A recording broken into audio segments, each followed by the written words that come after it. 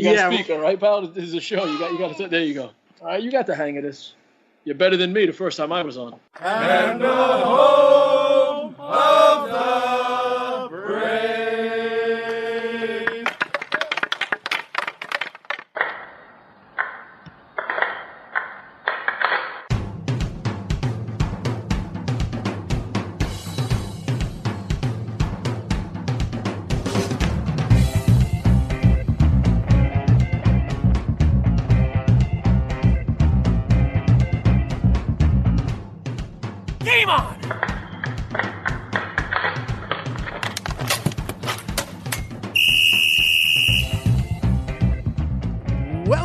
To episode 111 of the Hit the Deck podcast, where we talk deck hockey, street hockey, ball hockey. It's hockey in sneakers. And this week we have for you a real treat. We have something a little bit out of the ordinary, a little bit out of the box for us. Not entirely out of the box, it's still kind of in our wheelhouse. But let's say we've got a conventional type segment with an unconventional twist. So, you know, that's pretty exciting. How are you, James? I'm doing pretty well, and yeah, excited about this podcast. How about yourself, sir? I'm okay. I mean, I've been trying to jump right into the starting lineup of late, as you've noticed if you've been a relatively long-time listener, or at least a relatively last few episodes listener. But this week, I think I'm going to push it off just a little bit so we can set this up, because, like I said, This is something that you're going to want to hear. This is something a little special. So otherwise, I've been pretty well, James. I know we got to play some hockey this past week, which I think we'll talk about a little later, if I'm not much mistaken. But suffice to say, it was great to have you back out there, and we missed you, and I speak on behalf of the entire LIQ, not only on behalf of myself. It was good to be able to get out there and play with you, have you on my team, have you by my side, and, just play some hockey. It's always nice to play some hockey. Yeah, amen to that. And definitely miss you guys a lot more than you miss me, but that's very flattering and humbling, and thank you. Much appreciated for that. A lot of good guys in that league, a lot of generous people, so I appreciate that. And yeah, I definitely missed it. I haven't played in months, and it definitely showed on Sunday, but I appreciate your patience and your friendship and your understanding, and thank you. How did that feel? I mean, this could be a little topic all on its own, a little mini topic. You know, you did have a very long layoff, partly due to an injury. And so, oh, yeah, I forgot. I'm just wondering how it felt getting back into the swing of things, being off for so long. It was rough. I mean, I just turned 40 in early May, and it has caught up with me. And yes, I forgot I had a fractured bone in my right hand, so that affected the gameplay.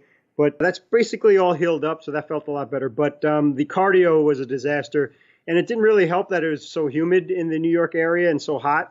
I don't know how you guys played throughout the summer, especially you goalies. God bless you. It boggles my mind. But really, we'll get into this more later on in the podcast. But it was very hard. I tried to keep my shifts short because I was out of breath pretty quickly, and even my arms ached a little bit just from stretching out the stick and playing defense, and didn't feel very comfortable out there. Made a lot of mistakes, cost our team a few goals, by the way, which really irks me and is the worst nightmare. But other than that, like you said, it's always fun to play. It's great to play, but apologies. And I know that you never keep me on the hook when I deserve to be, but apologies for a couple of little losses and being in the wrong position and coughing up the puck when I shouldn't have. But it was good to be back, and I promise to improve for the next time that I'm able to play with you guys. As far as the goalies go, I attribute it to two things: stubbornness and stupidity.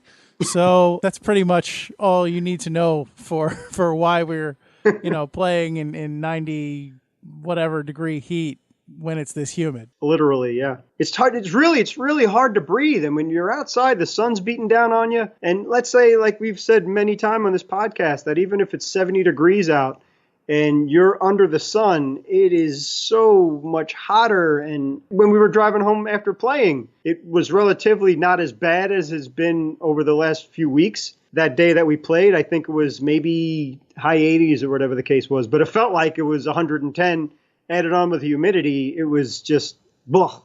It was actually relatively cool compared to how it's been this summer, so I was willing to take it. It's funny, actually. Just today, I was talking to my wife about hockey, the potential for hockey this weekend, and she said today in New York, or in the New York area, I guess it was in the mid-90s, and she said to me, if it's like this weekend, I don't know if I'm going to let you play.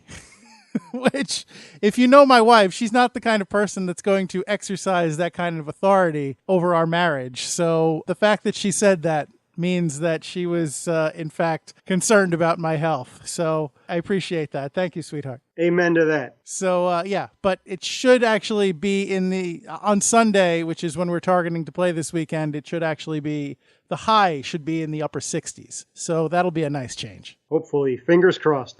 Yes, knock on wood and all that. So did you feel like by the end of it, did you feel like you were starting to get your rhythm back, starting to kind of, get back in the swing of things? Not really, to tell you the truth. Again, tried to keep the shifts short because I just couldn't keep it up playing, really huffing and puffing, and shoulders were hurting. I just did not feel comfortable. It was a really long time since I even practiced. Forget about playing.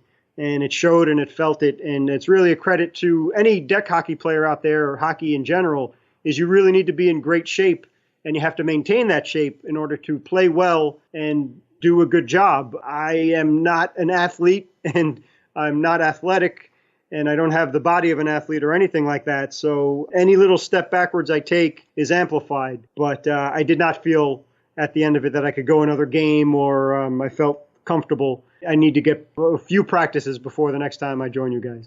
I was more asking about your skills, your hockey skills, or your sense of the game than your conditioning. Passing, I thought, was okay. Positioning, I'd give myself an F, maybe a D, because there were, no pun intended for the defense, but there were a couple plays where I didn't feel like I was in proper position. I got burned a few times. There was one particular play. Well, I guess we'll save this for later on. But yeah, I didn't feel right, and I deserve to be benched, quite frankly.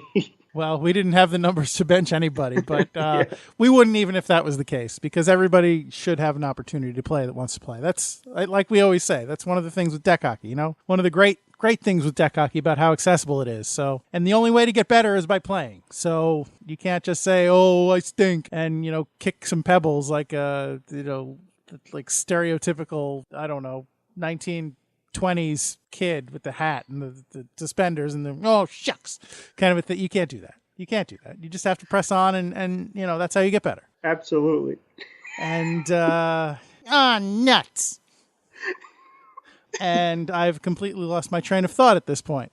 So, fantastic. We could jump right in then. Yeah, we should jump right in. And let's jump into our starting lineup then, because as I alluded to earlier, our starting lineup is something kind of special this week because we have some guests. Some very special guests here on the podcast this week. And, well, I don't want to keep you in suspense anymore, so let's just get right into the starting lineup. And for tonight's starting lineup, in goal, as ever, I am number 35, your American Rhino, Gary McComiskey, and, of course, my stellar co-host. On defense, number 4, I'm James Sajazi, and we have 2 very special guests with us tonight. Number 42, on left wing, I'm Nolan Lenhart, and my son... Nolan! What number? 50. And what position do you play? Center.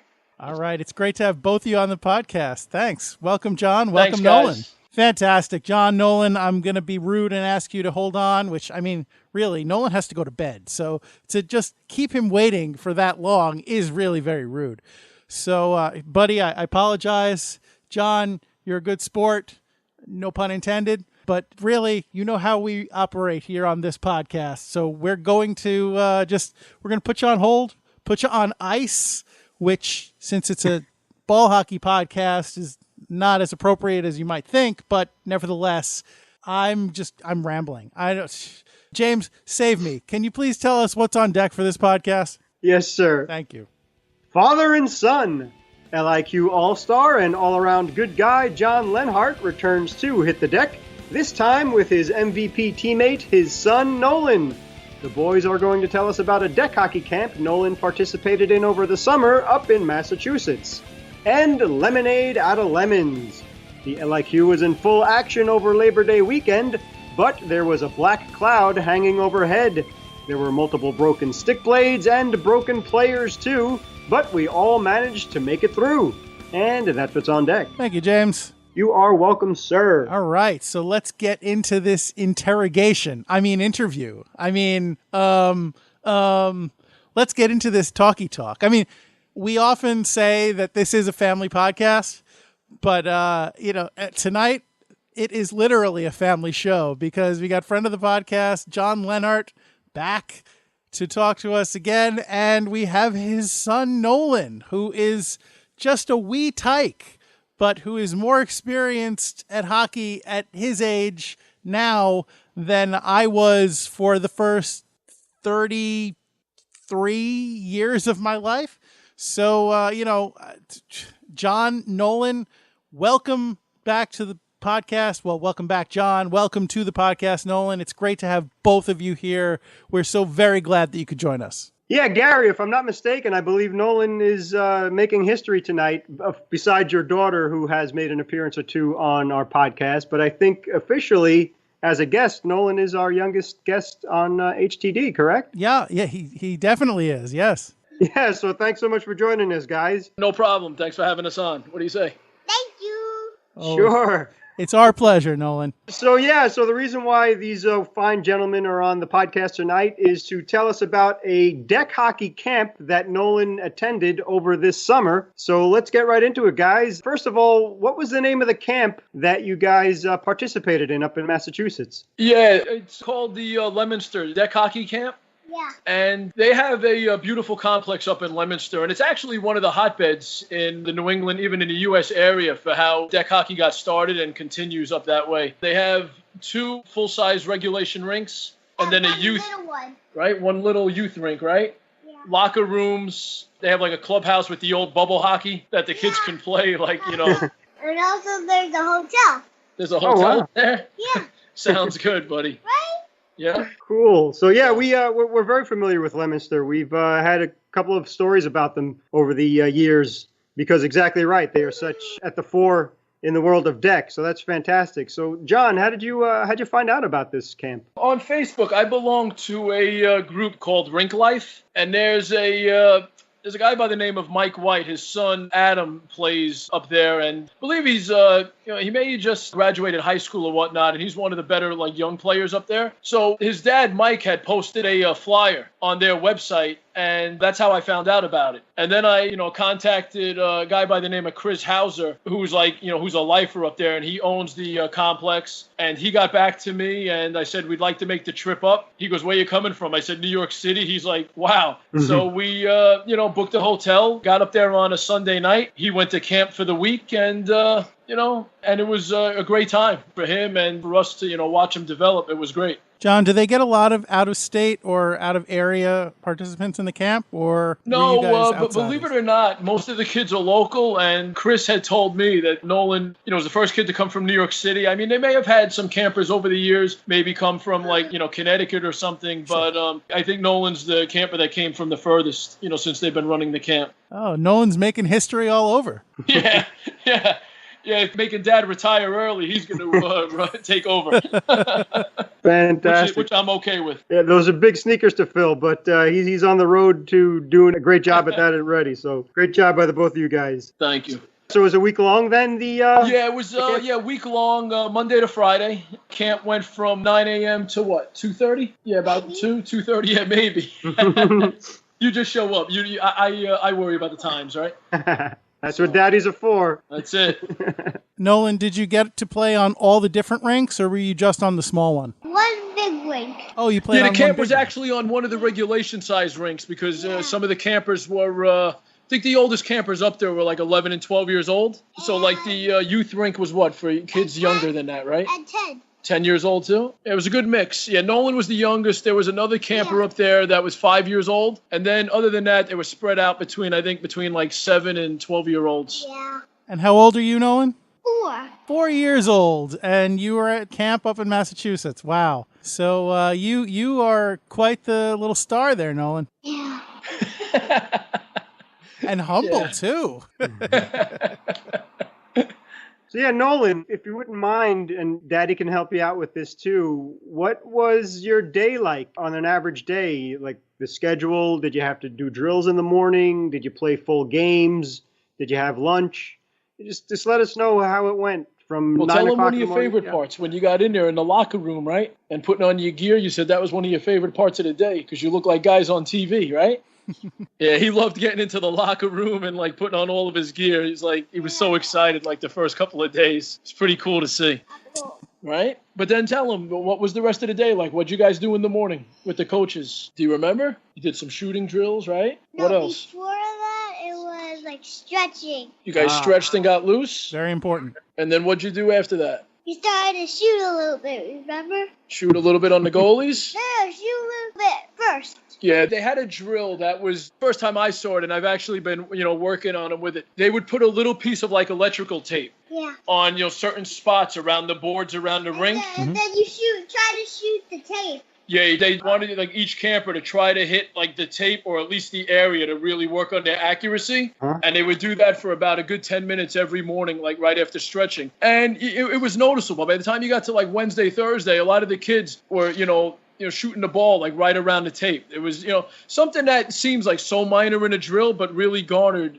tremendous results, Absolutely. Very cool. So, okay, so you stretched, which is, as Gary said, extremely important. You got loose, you shot around, you developed shooting accuracy, which, like Daddy said, is excellent. And then did you go into games after that? Did you play some games after you were all stretched and Some scrimmage warmed games, up? right? Yeah. The kid doing drills after that. Okay. Were they fun? Did you have fun? Yeah. Yeah, they did some stick handling drills where they put like a chair. Yeah. So they would stick handle and then have to stick handle through the chair. Yeah, and then they have to shoot behind the goalie. And then you would get up to the goalie, right? And you would have to try to beat the goalie, right? Yes. Excellent. They really taught you very well. That's fantastic. Yeah, I got to say, the coaching staff up there, they really did a great job as far as being patient, as far as working with the kids, even, every kid, it was, from Nolan's age, from 4 to 12 years old, and then, different skill sets, different talent levels. They really did a good job working with the kids and being patient. Some kids were a little bit more advanced, some were really just starting out. But all in all, the drills ran very smooth. The scrimmages ran very smooth. Yeah. They really, drills? really did a good job up there, right? What was your favorite part? Tell Gary and James one of your favorite parts of one of the scrimmages. What'd you do? Score a goal. He scored a goal, I think, Nice. on the second day of camp in one of the scrimmages. Yeah, And- I think it was on third. yeah, maybe the third day on Wednesday, yeah. And it was really cool to see. It's something I'll never forget. I really, I looked over the goalie. yeah, he put it over the goal. He lifted it up and put it over the goalie's shoulder. And if you see his reaction, I think he thought it was like Game 7 of the Stanley Cup in overtime. Well, Nolan, That's all part of being a kid, right? I mean, it's... Nolan, that's what come it's on, act about. like you've been there. but, Yeah, Nolan, act like you've been there.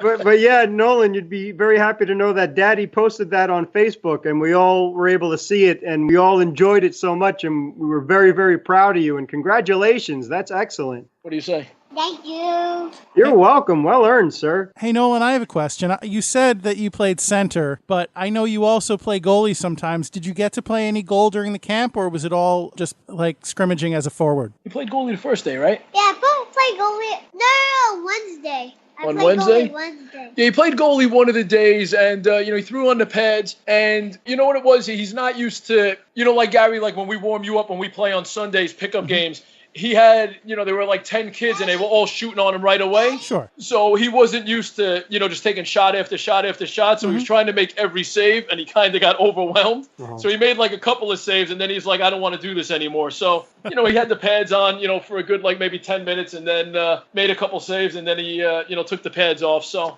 hey, listen, from getting up there, I thought he would do okay, but my biggest thing was watching him go to somewhere that he wasn't, didn't know anything about, didn't know any of the kids, and kind of throw him into the fire, so to speak. He got there Monday morning. It was like, didn't phase him. He got the equipment on, went out on the rink, and it was just like, when you do something that other kids have an interest to as well, it was just like a comfort level for him. It wasn't like, oh, I'm the new kid, I don't know anybody. And that was pretty, that was pretty cool to see, and I think just gaining confidence there, serves him well, as he gets older and going forward, So, Nolan, speaking of equipment, did you actually have to use your own equipment, or did they provide you with equipment that you could use during the camp? Own equipment. Yeah, he brought all of his own gear. They had, a couple of sticks or some goalie equipment if you wanted to use. But most kids had, brought all of their own gear, as Nolan did as well. Did other kids have a chance to try positions if they maybe hadn't played them before? Like if some kid had never played goal and wanted to try it, or, vice versa? Yeah. Awesome. Yes. It's a great question, Gary. So, Nolan, that's excellent. You were able to play center, which is that your favorite position to play center? What's your favorite position, buddy? Center. Okay. Wow. You're a good player then. That's fantastic. He's starting to gravitate towards defense a little bit because now he's starting to fall in love with taking like slap shots and stuff and one-timers. So, he's starting to go that route a little bit. But, with that being said, I'm a big proponent of kids at a young age to really understand the game is, get your feet wet and play every position. Because, you don't know what position, is going to be your strength as you get older. And to have a good understanding of the game, I think it's good to play all of them at a young age, and then see where your strengths may lie, Agreed. So were you able to play all positions, Nolan? You played forward, defense, and obviously you played goalie as well? Yeah. Excellent. Did each position have its own set of drills, or was it just mostly shooting drills? Shooting, stick handling, Face-offs. face-offs. So they didn't have specific defensive drills or goalie drills? Just the drills that everybody did was, okay, all right. Yeah, tell him one of your other highlights, buddy. On the last day of camp, they did they partnered up and they did a passing drill. Yeah. And then they gave it out the blue shirts and all different kinds of sizes. Yeah, Nolan, right? You and Nolan and one of his partners that day, they went to the the last round of the passing drill. Yeah. And then another pair of kids beat them out, but they got to the final four on the passing drill, and that was pretty cool. What was that? Absolutely. Consecutive tape-to-tape passes, or how did that drill work? Yeah, pretty much. The drill was run where you were allowed to pass it, and if you weren't accurate where, one of the kids had to, step and move, their feet had to stay on the ground, they could extend their stick to catch the pass. If they had to take a step in either direction, then they were eliminated. So I was pretty impressed because after every pass that hit the tape, their partner had to back up 2 or 3 steps. So they got to the point where, Nolan was on the goal line, and his partner was almost at, I would probably say, center ice. Oh, wow. Or center of the rink, which at that age is pretty impressive to have to, get it right, there, right on the stick. At my age, that's impressive. Yeah, for a 4-year-old, boy, you're a phenomenal player, young Nolan. Hey, that's fantastic. He's doing well. He's making mom and dad proud. I mean, we're proud anyway, but, Sure. watching him play hockey is, it's fun. So, Nolan, if you can, and we know that Dad has been such an incredible coach to you your whole life, which is a blessing, but is there anything that you specifically learned over the camp that you didn't really know before? Well, that drill with the tape to learn accuracy, Yeah. right? I remember that. Yeah, that was something that you learned, Yeah. right? And we actually do that now. When I take them, we'll go to a schoolyard or something and we'll draw in chalk, a little spot on the wall. And to try to hit it every single time. And it does work. It seems like something that is so like marker. easy, right? Yeah, to try to hit your target every time, right? Yeah. I use crayon too. Oh, great. Hey, you got to be versatile. You're a smart young boy. Very cool. Forehand and backhand? Yeah, well, let's work on the forehand first. All right. Yeah, that's really hard. So the whole idea of having such a small target is to make sure that you are as accurate as possible because, as you know, Nolan, when you're in a game situation that you're used to focusing on such a small target, when you're playing, that when your teammate's stick is going to look a lot wider and bigger to hit. So that should make it easier for you to do that. So that's excellent. It's so important to practice and practice smart and practice well, which is exactly what you're doing. And for a 4-year-old to be so advanced, that's remarkable. So hopefully, God bless you, you keep it up, and who knows where you'll be in the future. Yeah, what do you say? Thank you. Sure, just don't forget us, and we want an autograph, okay? Yeah, you don't want my autograph. You want his autograph. No, we want your autograph too, John. Yeah. I'll settle for some goals. Yeah, there you go. I was just telling Nolan before we came on, I said, I don't like any goalies unless they're on my team. Mm-hmm. And Mac, you're usually on my team, so I definitely love you. Thank you, John. I appreciate All that. the other goalies I'm trying to beat. Well, Nolan, the most important question, I guess, is did you have a good time? Did you have fun at the camp? Yeah. Did you have fun up there? Do you want to go there again next summer? Yeah.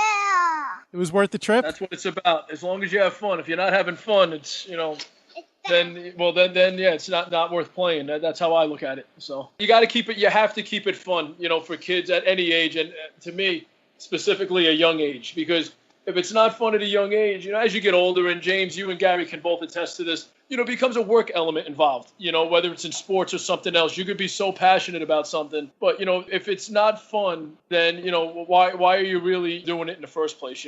There's got to be a fun element at any age, and especially at 4 years old. So, and that's something I've learned at times where, you scale back and you got to remember the age you're dealing with, and you got to make it fun. You got to keep their attention in a fun way. And if that means making a drill, to their speed where they don't realize they're developing and getting better, like drawing a circle on a wall to shoot at, and that's something that makes them, have fun, as opposed to putting a goalie there and saying, hey, hit this spot. You could really translate it, to their level, and that's something that I'm learning and continue to learn, I believe Nolan has something he wants to say, John. Go ahead, buddy. Yeah, I think so. What do you want to tell Gary and James? Put like crane or marker to like a circle. Yep. Yeah. Sounds good. Chuck. Sounds good. So you have different spots on the deck that you aim for to shoot at or to pass to? Shoot at. Yeah. Okay, great. Very cool. And You always want to try to hit the net, right? Yeah. very good. Very good. Don't hit the boards. You miss. Yeah, you don't want to miss. Excellent advice. The NHLers can use that advice too, Nolan. Yeah. That's great, buddy. Fantastic. Speaking as a goalie, misses aren't as bad as they're made out to be. Yeah, from your point of view, yeah. I'm with you. And yeah, I totally agree with what you said before, John. You got to make it fun and keep it light. And that's the whole idea, is to make them, if they love the game, great. But yeah, practice can be boring and it can be tedious. But if it's fun and you make it interesting and challenging, it's something that you want to get better at and you want to keep continuing doing. So great job. Great job. Thank you. I appreciate that. And you know what? I see a big difference since he's come home.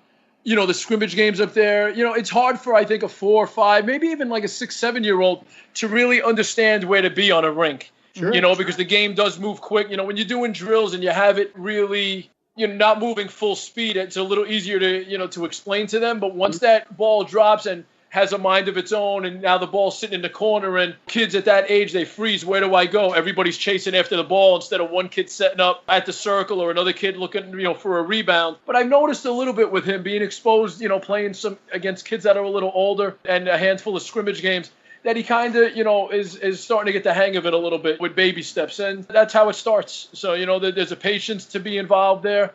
But, you got to look bigger picture. If he continues to stay with it, you got to start at that level, Do you have something to say there, Nolan? He's grabbing a program that they gave him from DEK hockey camp. And I'm sure you guys are familiar with the Leominster Rams. They were like a powerhouse that started like in 1975, 76.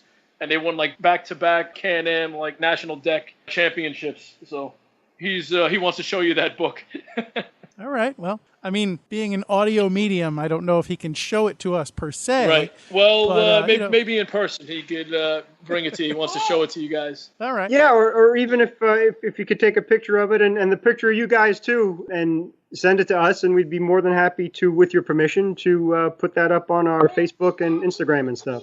Yeah, I could get that stuff over to you guys. Fantastic. So I guess the last question we have is, it sounds like you really enjoyed, and Nolan really enjoyed the camp. Is this something that you would recommend for our listeners to try out, or their children to try out? Without a doubt. I mean, they have my full support. Tremendous facility. Chris Hauser runs a tremendous program up there. And it shows, because all of his local teams, when kids start young, the locals up there, they play in the Chipmunk. I think Chipmunk is what they call it, like their youngest age. And then you see the travel teams that start at like 11, 12 years old. they're all competitive. They may not win, all the tournaments they go to, but you know what? They're competitive. They compete with sportsmanship, so they're doing something right, and they continue to play through high school.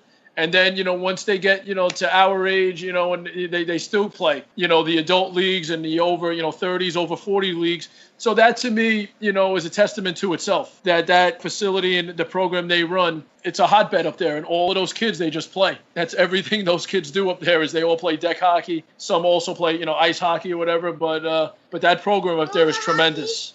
Roller hockey. Yeah. That's roller right. Hockey, yeah. Ice hockey. Yep. Yes, sir. Yeah, so Gary, to get back to your question, I would totally recommend this to any family that's looking to get a kid involved in maybe deck hockey, or a boy or girl that's already playing to, develop their skills and to improve their game. Even at that point, I would 100%, without a doubt. Terrific. And do they run any other kind of camps, or do they have They have a run league? They run 2 individual weeks during the summer. I don't know if they run any other camps throughout the year, but they do run spring, summer, fall, and winter leagues up there. And then, a few tournaments up there as well. And I could get you guys all that information, if you want to promote them. And yeah, it gets cold up there in the wintertime, yes. It also gets warm when it's summer. Warm in the summer. Yeah, and that's something I'd like Go to... to the beach when it's summer. Yeah, that's something I would like to give a thanks to Gina, because there were... Play Nerf at summer. Calm down, buddy. There were a couple of days up there where it was almost like 100 degrees. Uh-huh. Oh, And us goodness. being from out of town, Gina and I both stayed at the rink for the duration of the camp, so we owe her big time, right? What do they always say? There's a good woman, a strong woman behind every successful man or something, right? She's a hockey mom. That's yes. We tip Or our next sticks. to, yeah, she's correcting me. Yeah, I know I messed up that saying. Yeah, next to or whatnot. Yeah, so we There give you her go. a lot of credit because she dealt with a lot that week. Well earned. That's a great mom right there too. So great job on both ends, guys. Yeah, definitely. Yeah, she puts up with a lot, between that and us coming home with our equipment that doesn't always smell too good. Yeah, she deals with a lot. That's for sure. And Gary, I'm sure your wife can attest to the same. Mm-hmm.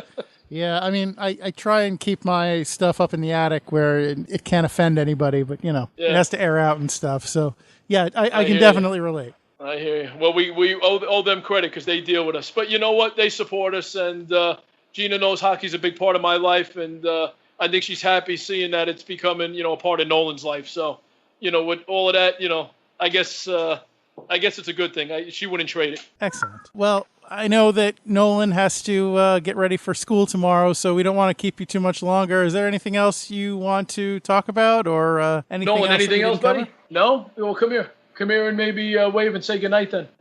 All right? Good night. And what do you say? Thank you. All right, Nolan, thank you so much for being on the podcast. Okay, thank you.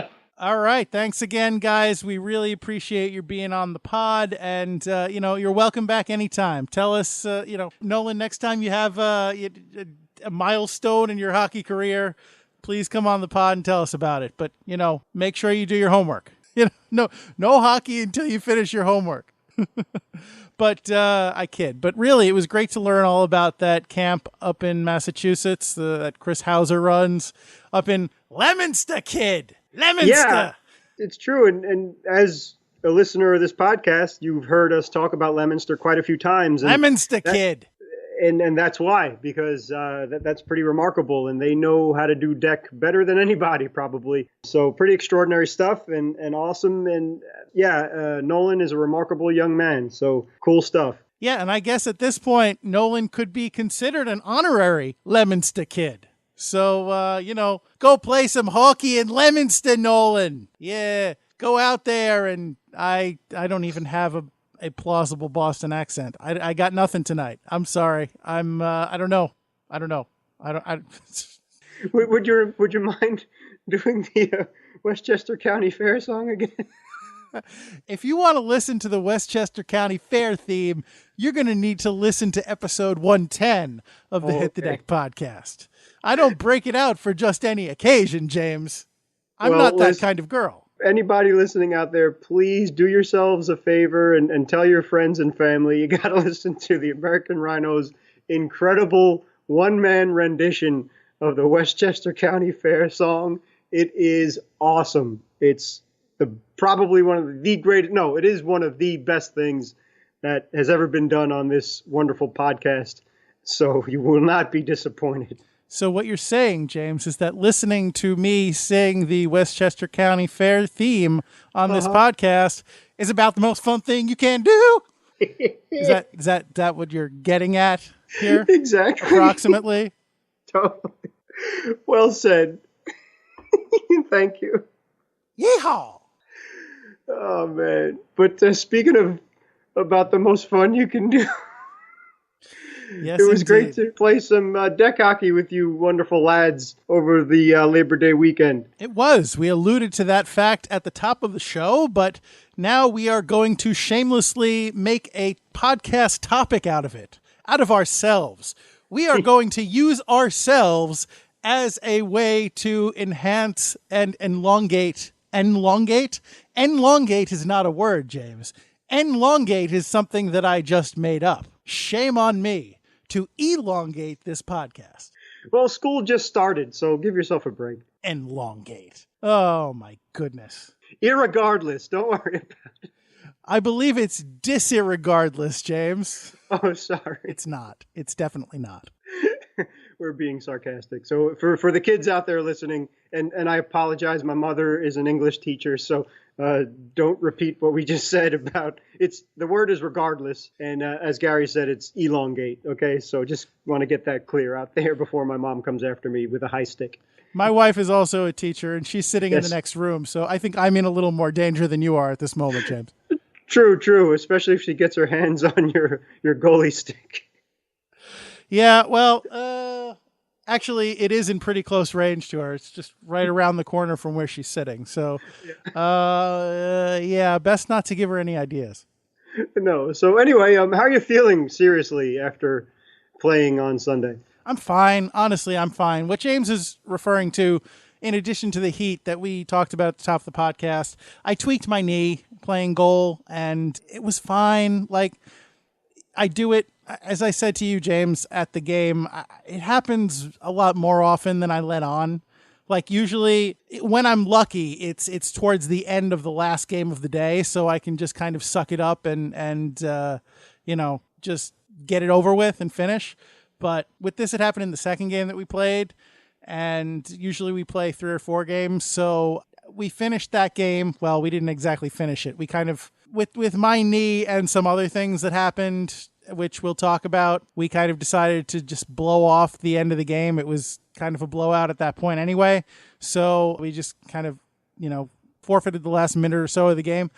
And I sat and I figured I'd give my knee a few minutes to see if I thought I could get back in goal. And I probably could have gutted it out if I had to, but I decided to do the smart thing, which I learned after I announced my decision that pretty much everybody else that I was playing with, that hadn't said to me, but had discussed among themselves that they really hoped I wouldn't play anymore, which I will try not to take personally that they wanted me out of the net. But yeah, I decided to be a skater for the last game because that's not as bad on my knee, and I'm fine. Honestly, like I said, just long story short, this happens more frequently than you would think, and I'm fine. Usually after a few days, I'm fine. It has been more than a few days, and I'm fine. Excellent. And for the record, everybody that was talking about it cares about you and wanted you to be healthy and good, and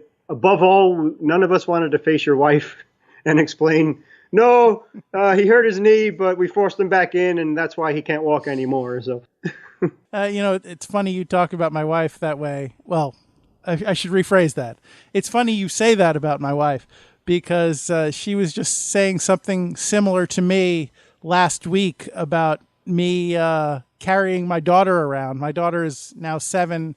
She will be 8 in another just under 2 months. No, not even. Month and a half. Yeah. Actually, wait. It's a little over a month. We're later into September than I am prepared to admit or accept. In my mind, it's still late August.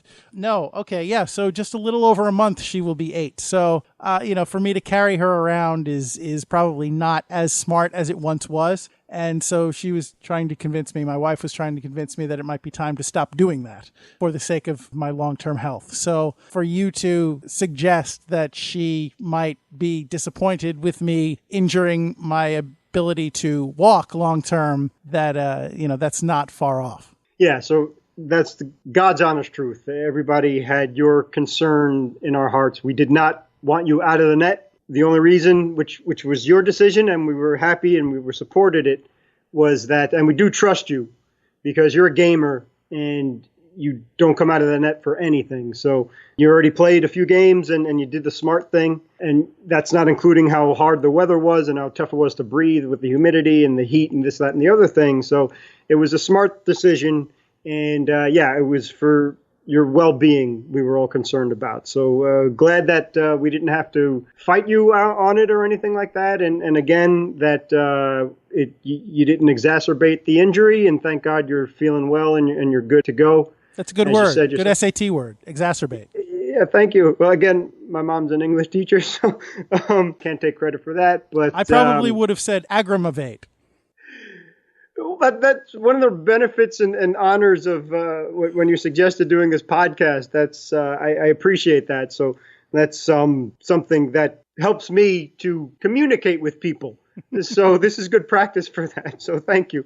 Anyhow, so yeah, bottom line was you made the right decision. We all supported you, and it was for the right reasons. It wasn't because we thought you weren't good enough or any ridiculous nonsense like that. It was your knee was hurt, and that's what the point of this topic is, lemonade out of lemons, because you could have just said, that's it, I'm going home, and everybody would have had to just stop playing. But you gutted it out and you played forward. Or defense, I should say, and you did a really fantastic job at it, too. It was fun being your teammate and watching you do your thing, running back and forth. Well, James, as you'll recall, we lost those first two games that I was in goal, and we won that last game where Hollywood Dan Schwartz stepped in. So as I opined on the day, I guess, the real difference, the thing that was holding us back was just me and net. So I was glad that handing the reins over to somebody else got us a win. No, it had to do with a certain defenseman in front of you that hadn't played in months and showed it. Looked like he hadn't played in years, Mr. Number 4. You played in front of Dan, too. You can't say otherwise. To Dan's credit, he made some really spectacular saves. There was one particular save that he made where he literally stopped the shot by stepping on the puck,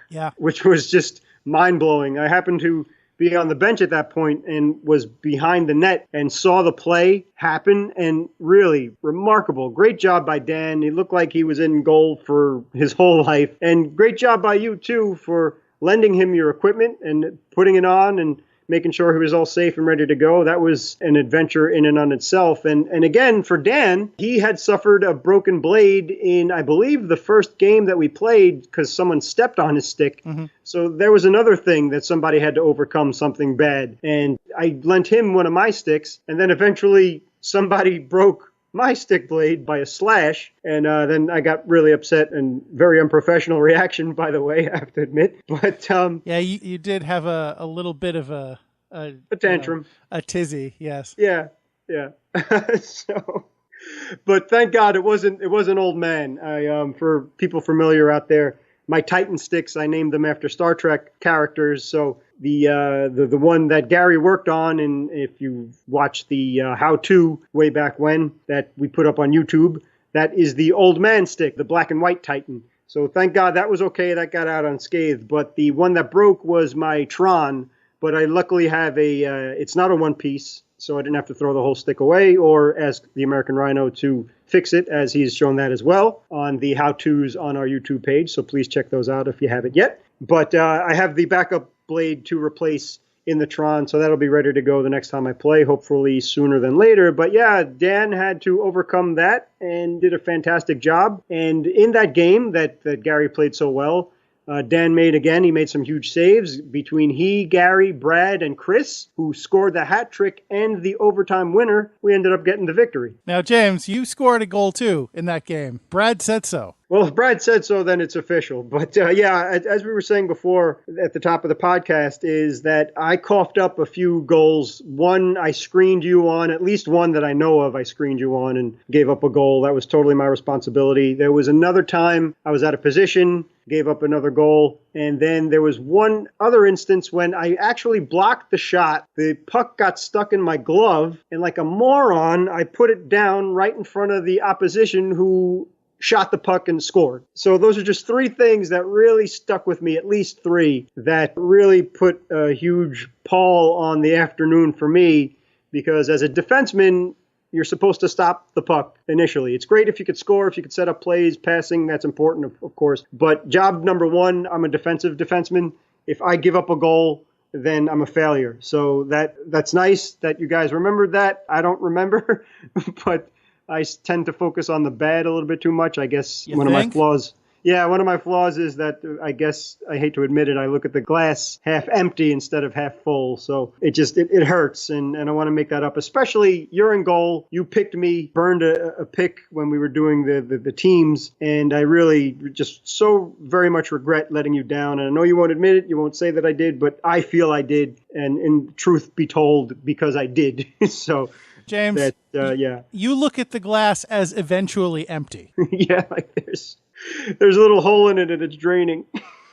But, and I didn't burn a pick. I chose my favorite defenseman, and I picked you second. So, you know, you can't even say that I wasted my first pick. Yeah, but for the teams that were picked, and you did a great job in picking a good team, as we said before, because the talent is so well dispersed in the LIQ, you really can't have a dominant team versus a helpless team. It's really pretty much even. But the opposition, we had our hands full. They were good. They were fast, quick, and Sean is a fantastic goalie, and we'll get into his afternoon too very quickly. But really good stuff. But I apologize. Please, I apologize to you and my teammates too. So if you guys are listening out there. Unnecessary.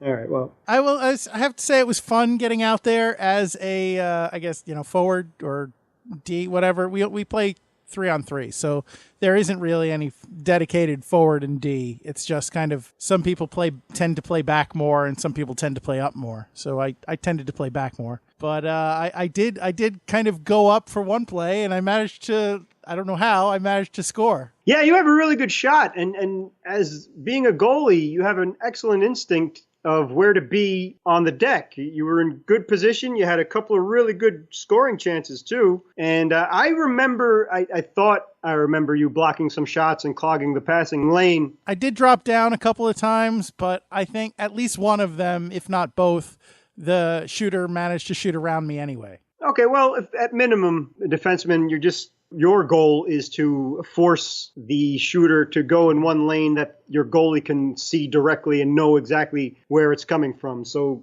kudos to you on that. But yeah, man, I mean, Dan looked like he was right at home in goal, and you looked like you were right at home on the deck too. Yeah, it looks can be deceiving. I will admit, I did feel good just messing around before we started playing, before I got my gear on. You and I were kind of just shooting on an empty net, and I was shooting pretty well, I felt, in that early, I don't know, you know, I even joked that to you that I was playing, you know, I'd be playing the wrong position. And, but yeah, so I did feel pretty good that way.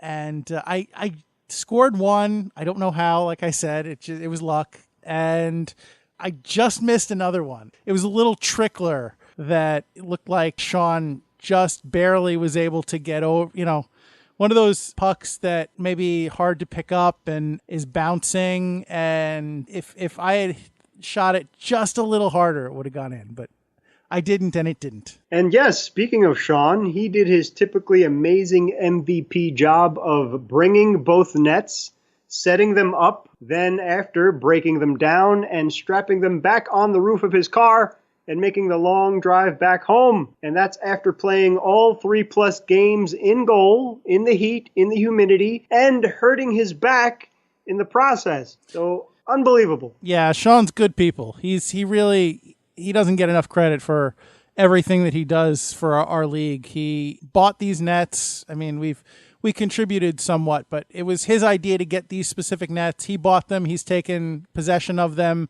He drives over an hour both ways every week when we play. You know, plus it takes him half an hour to an hour to strap them to his car, you know, before he even starts driving.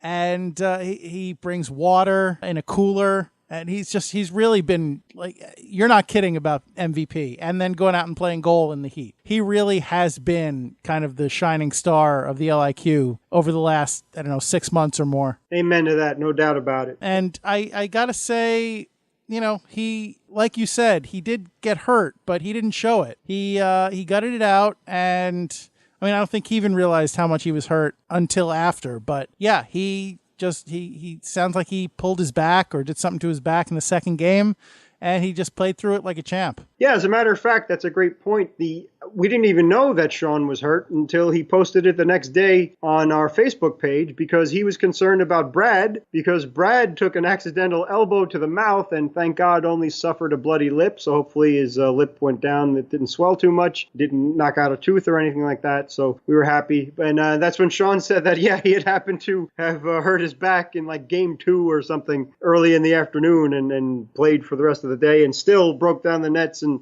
put them back up on his car and wouldn't take any help or assistance at all. Yeah, he's always like that. He's like, hey, what can I do? Nothing. Okay. What? Okay, dude.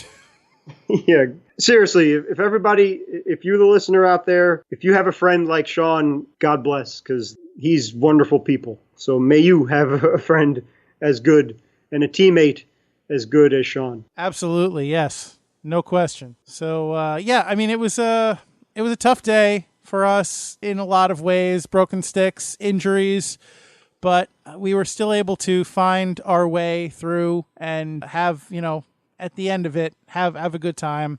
And hopefully, may they all, no, well, I shouldn't say that, because we don't want all of those days to include injuries and broken sticks and what have you. But, may we always be able to still, make the best of things and have good games regardless of the circumstances. Yeah, before we sign off, you guys, I think you've played every game, if not 99% of our LIQ games, correct? Almost. Okay. I have missed a couple of days here and there, but yeah, over the last 4, however many years we've been playing, yes, I have 5 maybe. I think it's 2013 we started, so that would be 5 years at this point. Wow.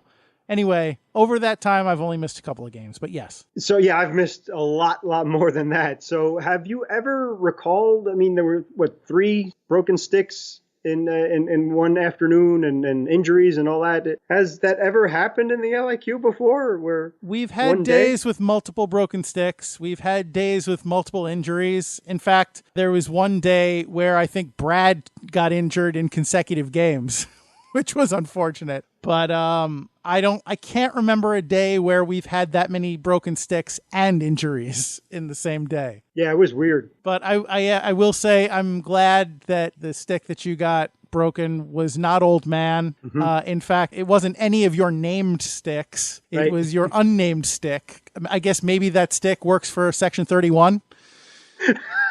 It's like in the shadows, and you don't have an identity. But yeah, so I'm glad if it had to be one of your sticks, I guess I'm glad it was that one, especially since that blade can be replaced. Appreciate that and agreed. Fantastic. Last minute remaining in the podcast. Thank you, Pops. Okay, so Pops, by the way, Pops thinks I should wear knee braces. And I told him I have worn braces on both knees for years now.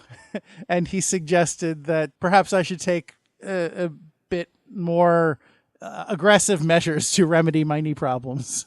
But being the stubborn rhino that I am, I'm just going to keep gutting it out and probably not doing the smart thing, but I'm going to hockey up and just, be me. But nevertheless, Pops, I appreciate your concern. And, thank you for being the voice of the podcast. Thank you for, bringing Rob and being an integral part of the LIQ. Thank you for everything that you do. And thank you, dear listener, for listening to this podcast. Once again, another episode of the Hit the Deck podcast. We appreciate your support, your loyalty, your continued appreciation of our podcast. Thank you ever so much to John and Nolan for taking part in the podcast. Thanks, buddy. Thanks for being on. Good luck in kindergarten and good luck in all of your hockey endeavors. And, listen to mommy and daddy because they know best. Thank you to John. Thank you to Gina, John's wife, for permitting all of this to happen. Thank you to Anthony Sajazi for the music used in Hit the Deck, the LIQ for sound effects. Thank you to, I don't know. I've run out of thank yous, I think. At this point, I'm just thanking people for the sake of thanking them. I don't know. But, well, we thank you, so there. Yeah, you don't have to thank me. Thank you to... I'm doing it again. I woke up Canadians for some reason. I don't know, I'm just being too polite. Oh, thank you, eh? Sorry. So, what is wrong with me? If you'd like to register a complaint, please feel free to reach out to us at hitthedeck, DEK, hitthedeck@gmail.com. Tweet at us at hitthedeckpod. You can reach us on our Facebook and Instagram feeds at hitthedeck. And on YouTube, we are Hit the Deck Podcast. Please consider subscribing to us on YouTube and to our podcast, wherever podcasts are subscribed to, be that Apple Podcast or Podbean or Stitcher or the Google or the Googles.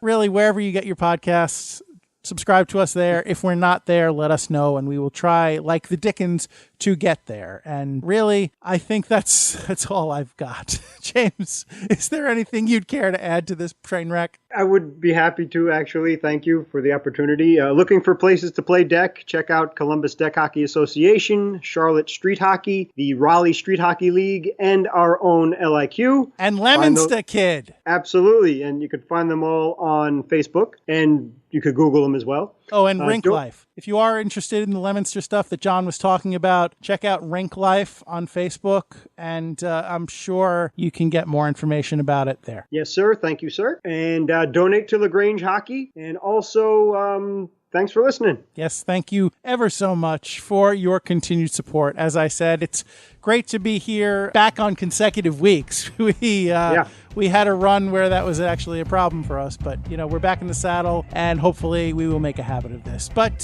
something that I would prefer that you make a habit of, and that we always make a habit of, is to remind you that no matter what you're doing, whether you are out in a deck hockey camp, whether you are a youngin' or, an old seasoned pro, whether you are out there for the first time in forever, or whether you're just carrying your league on your back, regardless of what you happen to be doing, I would urge you always to remember it's deck hockey. Don't be that guy. Thanks, everybody.